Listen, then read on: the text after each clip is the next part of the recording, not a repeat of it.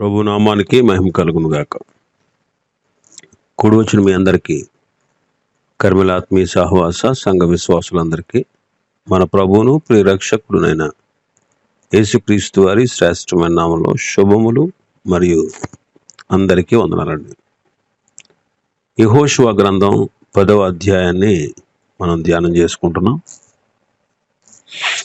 యెహోషువ గ్రంథం 10వ అధ్యాయం. గిబియోనీయుల మీదకి యుద్ధానికి వచ్చిన 5 రాజులు. గిబియోనీయులు యెహోషువకు వర్తమానం పంపినప్పుడు యెహోషువ యోధులందరూ వెళ్ళి ఆ రాజుల్ని జయించి వారి పట్టణాలని పట్టుకుని నిర్మూలించుట మనం చూస్తా ఉన్నాం.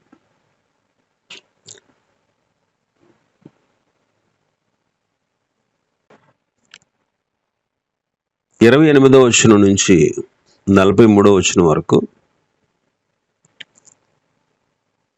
కొన్ని పట్టణాలను పట్టుకుని వాళ్ళు నిర్మూలించుట మనం చూస్తున్నాం.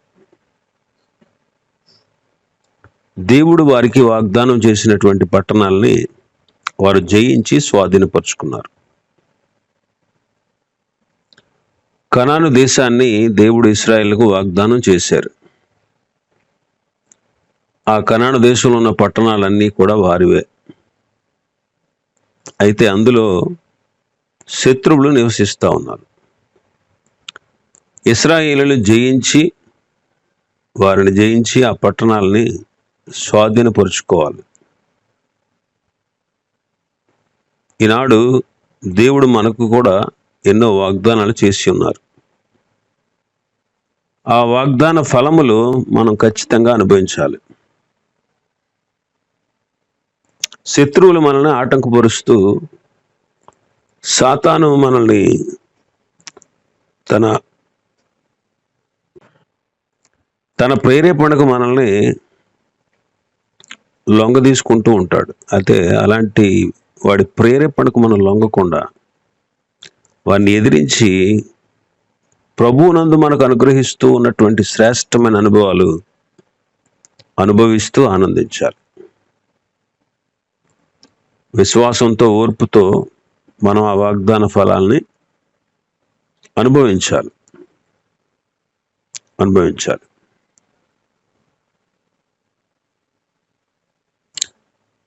హెబ్రీ పత్రిక 6వ అధ్యాయం 11-12 వచనాలు చదువుతాను.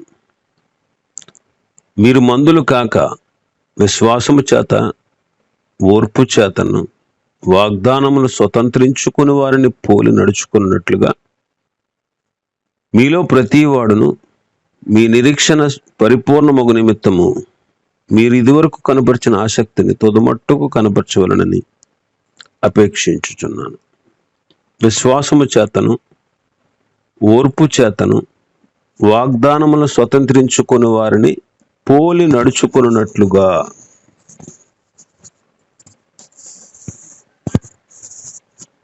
కాబట్టి విశ్వాసము చేత, ఓర్పు చేత దేవుడు మనకిచ్చిన వాగ్దానాలను మనం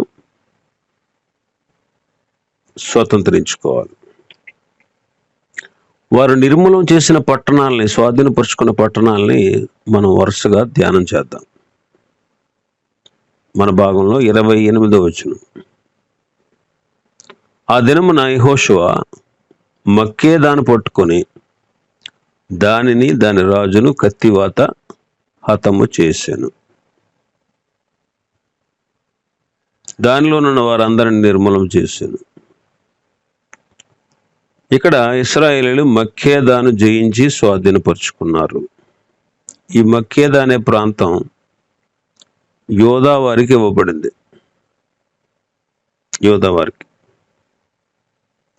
మక్కేదా అంటే గొర్రెల కాపరులు కూడుకునే స్థలము అని అర్థం. గొర్రెల కాపరులు, గొర్రెలు కూడుకునే స్థలం. ఇక్కడ మనం ఆత్మీయంగా ఆలోచన చేస్తే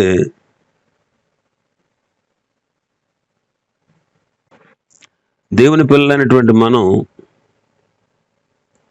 కూడుకొనుట అనే దాన్ని మనం ఎప్పుడు నిర్లక్ష్యం చేయకూడదు.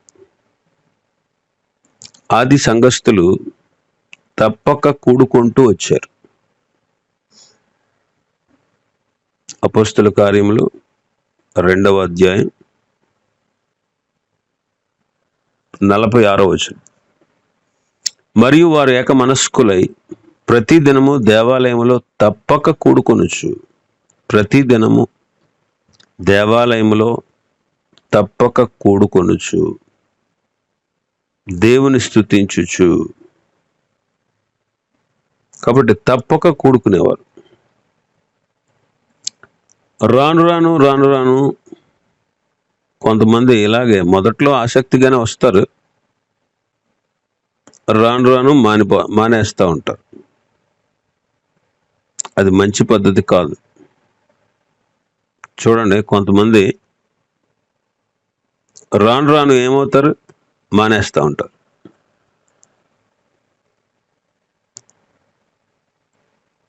హెబ్రీ పత్రికలో పౌలు గారు రాసిన మాట ఏంటంటే 10వ అధ్యాయం 24, 25 వచనాలు.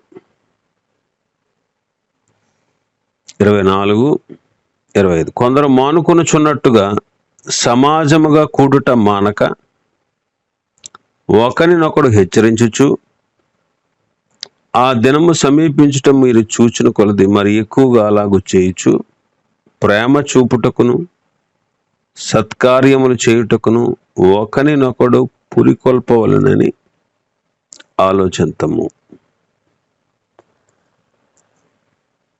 ప్రభు దినము సమీపించే కొలది అంటే ఆయన రాకడ సమీపంగా ఉండే దినాల్లో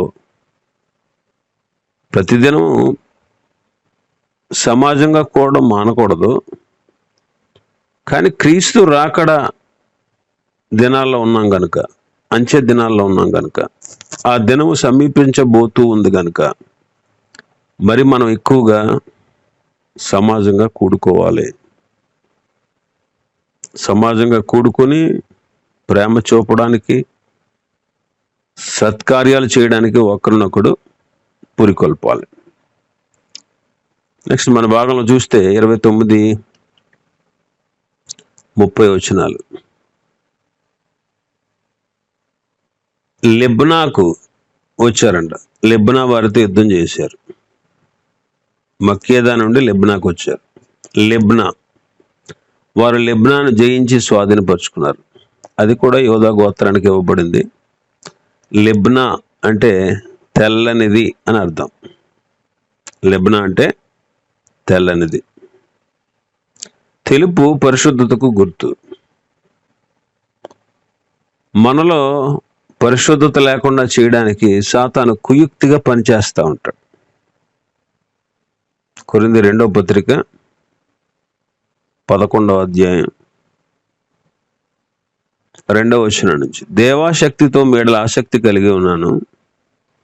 ఎందుకనగా పవిత్రురాలైన కన్యకనుగా ఒక్కడే పురుషుని కనుక క్రీస్తుకు సమర్పింపవలనని మిమ్మల్ని ప్రధానము చేసి తిని గాని, సర్పము తన కుయుక్తి చేత హవ్వను మోసపరిచినట్లు మీ మనస్సులు కూడా చెరపబడి క్రీస్తు ఎడలను ఉన్నటువంటి సరళత నుండి, పవిత్రత నుండి ఎట్లయినను తొలగిపోవునేమో అని భయపడుచున్నాను. కాబట్టి పవిత్రతలో నుండి, సరళతలో నుండి సాతాను తొలగించునేమో, మీరు కూడా వాడి మాటలు విని తొలగిపోతారేమో అని భయపడుతున్నానని పౌలు గారు కొరింథీ సంఘానికి రాశారు. కాబట్టి మనం పరిశుద్ధతను కాపాడుకోవాలి. పరిశుద్ధత మనలో లేకుండా అపవాది చేయాలని ఆలోచన చేస్తాడు. కాబట్టి మనం అపవాదిని జయిస్తూ మనలను పిలిచిన దేవుని యొక్క పోలిక అయిన పరిశుద్ధతను కలిగి జీవించవలసిన బాధ్యత మనది. అందుకే పేతురు మొదటి పత్రికలో 1వ అధ్యాయం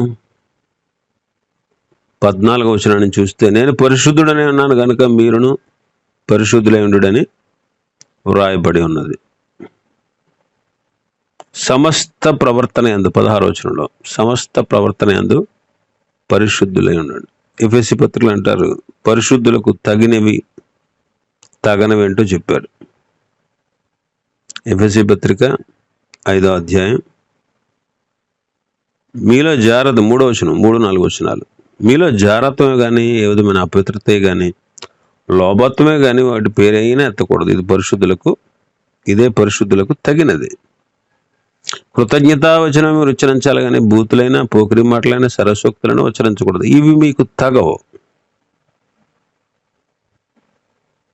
కాబట్టి పరిశుద్ధులుగా ఉండాలి. మనం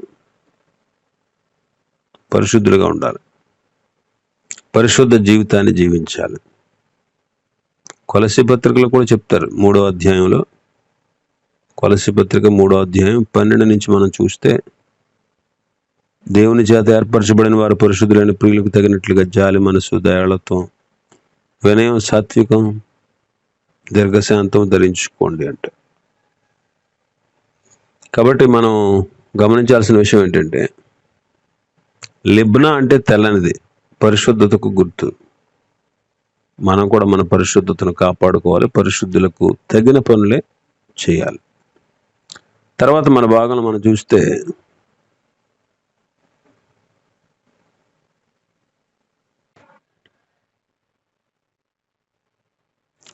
31-32 వచనాల్లో మనం చూస్తే, లాకీషు, లిబ్నా నుండి లాకీషుకు వచ్చారు. ఆ లాకీషుని జయించారు. లాకీషు అంటే నడత, నరుని నడత అని అర్థం. మన నడతను స్థిరపరిచేవాడు దేవుడే. మన నడతను స్థిరపరిచేవాడు దేవుడే. ఒకరి నడత యెహోవా చేతనే స్థిరపరచబడును, వాని ప్రవర్తన చూచి ఆయన ఆనందించును అంటాడు కీర్తనకారుడు.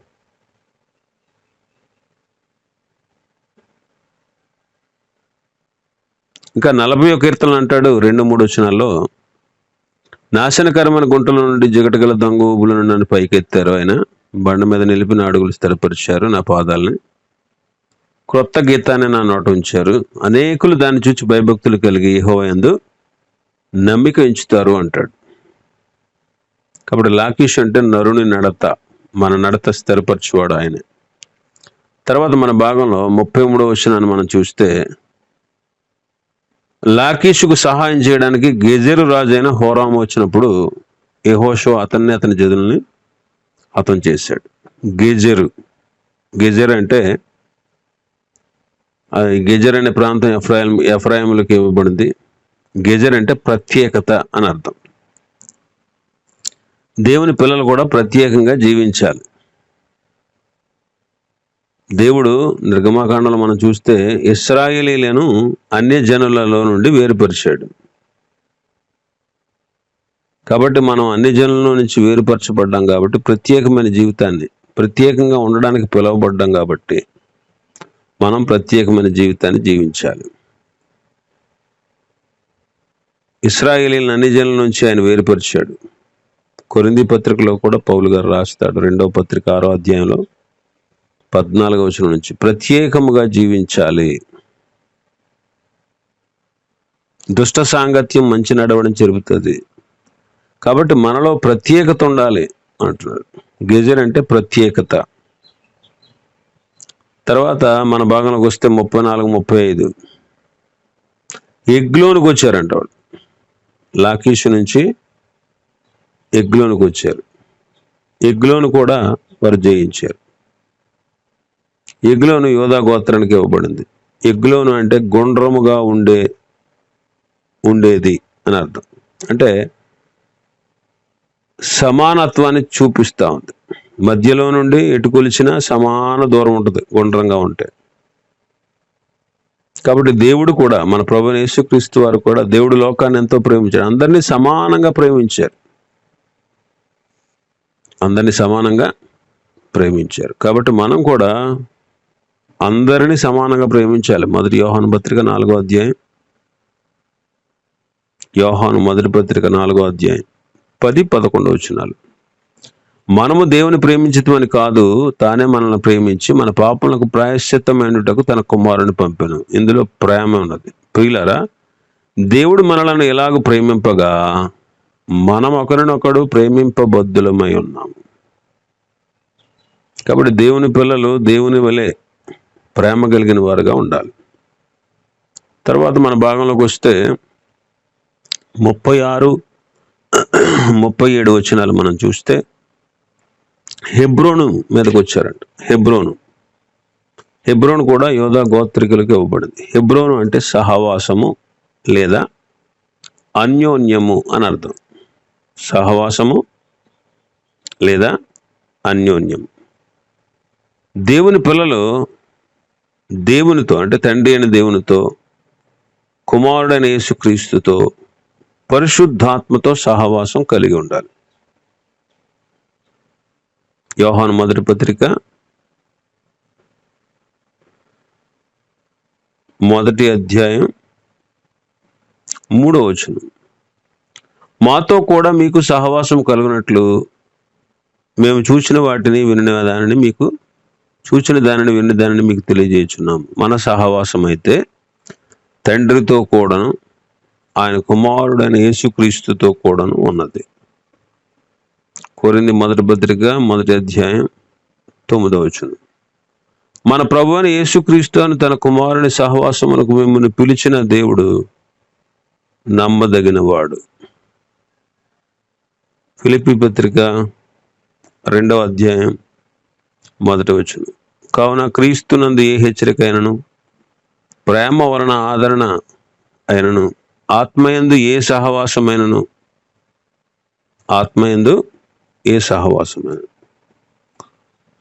కాబట్టి దేవుని పిల్లలు దేవునితో సహవాసం చేయాలి. దేవుని సహవాసంలో నుండి మనల్ని వేరు చేసేది పాపం. కాబట్టి దేవునికి మనకు మధ్య ఏ విధమైనటువంటి పాపం లేకుండా మనం జీవించాలి. అదే సమయంలో సహోదర సహవాసం కూడా కలిగి జీవించాలి. యోహాను మొదటి పత్రిక 3వ అధ్యాయం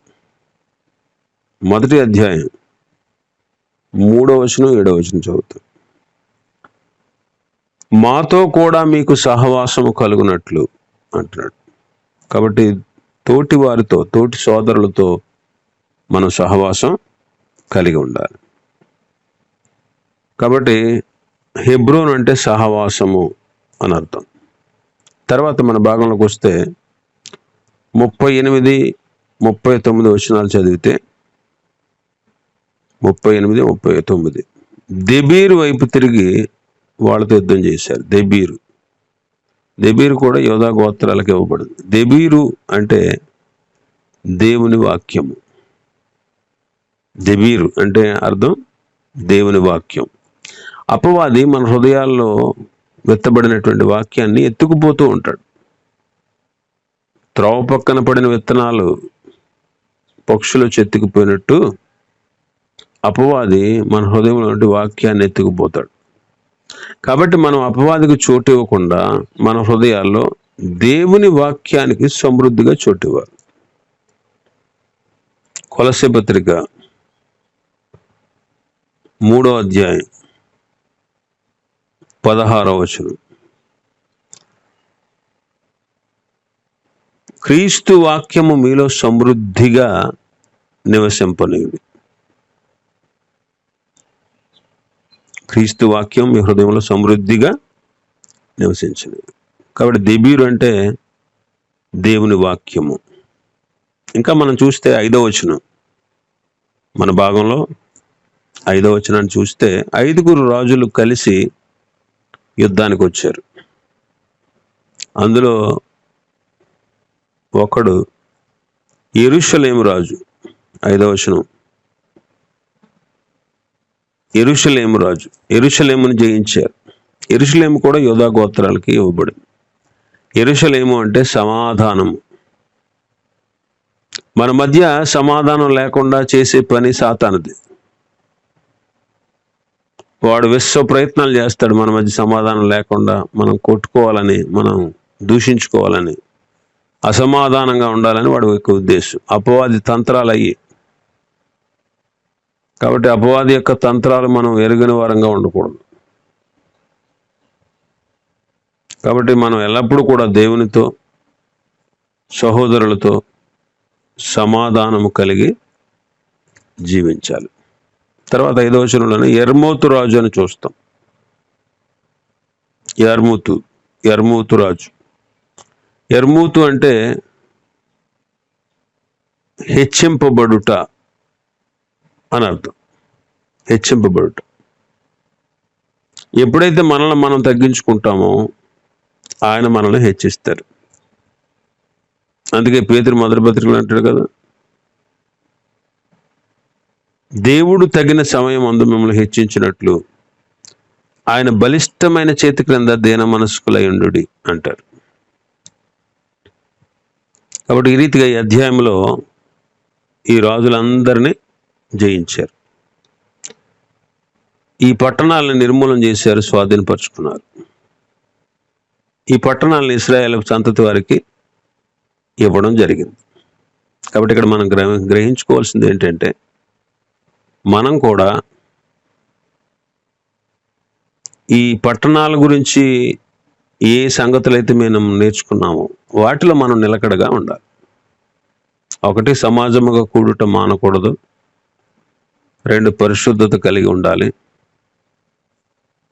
3 మన నడత యెహోవా చేత స్థిరపరచబడుతూ ఉండాలి. 4 ప్రత్యేకంగా జీవించాలి. 5 ప్రభు ప్రేమించినట్టుగా మనం ఇతరులను ప్రేమించాలి. 6 మనం సహవాసం చేయాలి దేవునితో, యేసుక్రీస్తుతో, పరిశుద్ధాత్మతో. 7 వాక్యాన్ని మన హృదయంలో సమృద్ధిగా నివసింపనయ్యాలి. 8 సమాధానం కలిగి జీవించాలి. 9 తగిన సమయం అందు దేవుడు హెచ్చించే వరకు ఆయన బలిష్టమైన చేతి కింద మనం దీన మనస్కులై ఉండాలి. ఇవి ఈ అధ్యాయంలో ఉన్నటువంటి విషయాలు. ప్రభు చిత్తమైతే మరొక అధ్యాయాన్ని రేపు ప్రారంభించుకుందాం. దేవుడి వర్తమానాన్ని మనం ఇక్కడ ఆశీర్వదించును గాక. ఆమేన్.